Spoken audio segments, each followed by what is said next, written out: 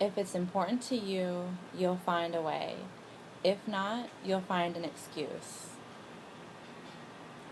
Let that sink in for a moment and think about your priorities. That's what today's video is all about. I started this challenge as a challenge to myself because I know how important yoga, exercise, a healthy diet, and intentional practice is, and I wanted to build it into my everyday life. I didn't want there to I didn't want a day to go by without having these practices in my life. And it's not always easy, it's not always perfect.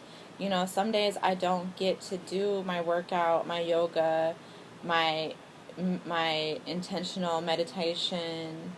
Some days I slip up and I don't eat right. But it's all about priorities and deciding what's more important. You know, some of you are wondering, how am I supposed to fit in time for an hour of yoga? Well, it's up to you. You know, I used to be a person, I used to spend a lot of time with my friends, going out, partying, doing this and that, just hanging out. I decided to invest more of that time into myself, and that's where I found the time to do yoga.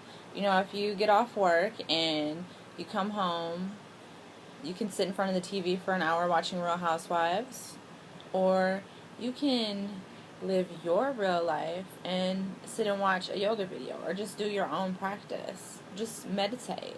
There's all types of choices that we make every day that determine where we head in life. And if you're not making the choices that put you in line with your goals, then what exactly are you doing with your life? You know, you really have to stop and ask yourself.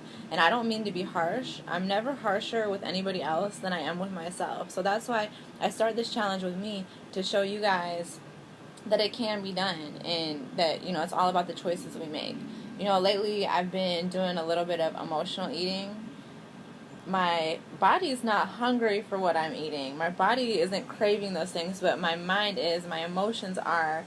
And, you know, it's all about priorities. You have to decide, is it more important for me to satisfy my emotional craving and comfort myself in this moment, or is it more important for me to eat right and stay in line with my goals? And, you know, that's why I say, don't be too hard on yourself. Forgive yourself when you slip up, because just because I eat the macaroni and cheese doesn't mean that I have to eat the grits, the biscuits, and, you know, the chicken and everything else. So it doesn't mean that you failed. It just means that you made a choice. And we all make choices every day, so embrace those choices. This is what you have free will for. It's a beautiful thing. I started this challenge so that I could find ways to prioritize what's most important to me and fit it into my schedule no matter how busy I got, so that eventually it would just be easy. It would be second nature. And it wasn't good enough to do 22 days. I needed 40 days.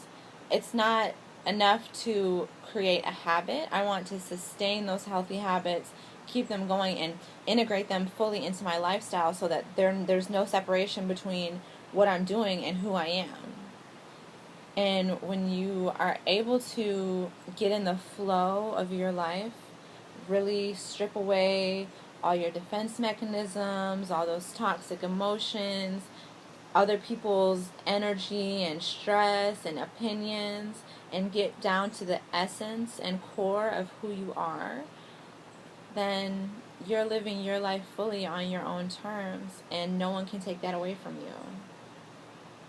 It's really important to me to live like this, and I'm willing to fight for it against all odds, no matter what it takes. And I want to let everybody else out there know that I'm not different from you. I'm not special. I'm human, and I make big mistakes. I pay for them. I survive them. I get through them, and I keep shining. And that's all we can do in this world. And that's where the intentional practice comes in. When you're focused on your intentions, morning, noon, and night, you're going to notice when you slip up and you do things that are outside of your goals. You need to spend your whole day working in accordance with your goals. Otherwise, what's the point of having them? A dream is a wish your heart makes.